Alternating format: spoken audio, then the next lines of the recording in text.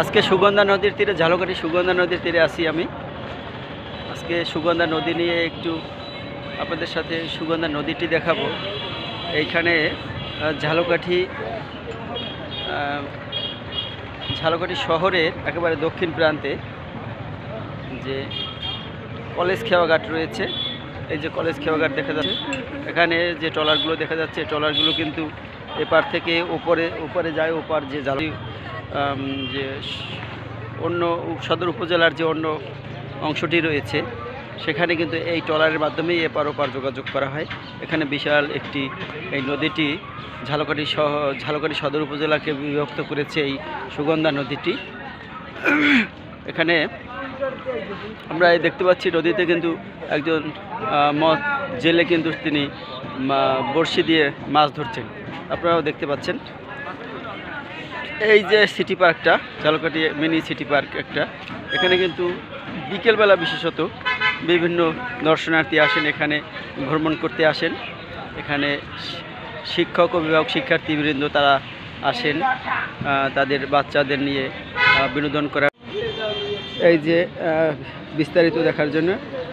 এখানে যখন বিকেলবেলা এখান থেকে বিশেষ করে বড় বড় লঞ্চগুলো ঢাকার উদ্দেশ্যে যায়, তখন কিন্তু খুব সুন্দর মনে হয়। দেখতে পাচ্ছেন দুটো গাংচিল কিন্তু তারা নদীর মাঝখানে কিন্তু তারা উঠছে। এই যে তারা হয়তো কোনো খাবার খুঁজছে নদীতে। উপারে দেখা যাচ্ছে যে কিছু যে কার্গো জাতীয়, তারা বিশেষত এখানে তেল পরিবহন করে নিয়ে আসেন। তারা তেল আপলোড অথবা ডাউনলোড করার জন্য এখানে ওয়েটিং করতেছে। সবচেয়ে ভালো লাগছে যে সে মাছ ধরছে, একজন জেলে।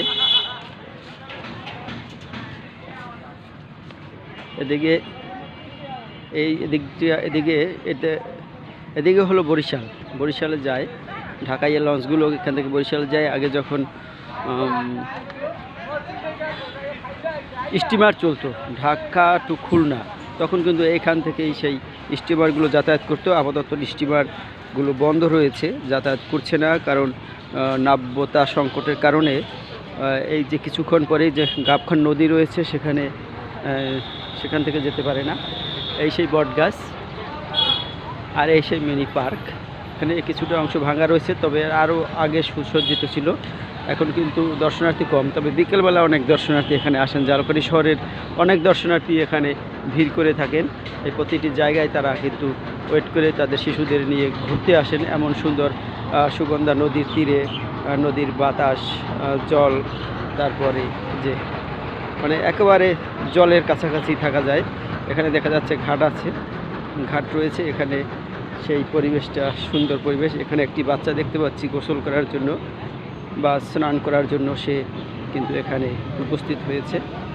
এভাবে কিন্তু তারা একেবারে নদীর কাছাকাছি একটা অবস্থান, এ কারণে কিন্তু তাদের খুব ভালো লাগে। তো ধন্যবাদ সবাইকে। ঝালকাঠি শহরের উপকণ্ঠে এই সিটি পার্ক, এখানে মিনি সিটি পার্ক বলা হয় এখানে। তারপরে এখানে সেই যে সুগন্ধা নদীটা আপনাদের একটু দেখালাম, ঝালকাঠি অংশটুকু। ধন্যবাদ, ভালো থাকবেন সবাই।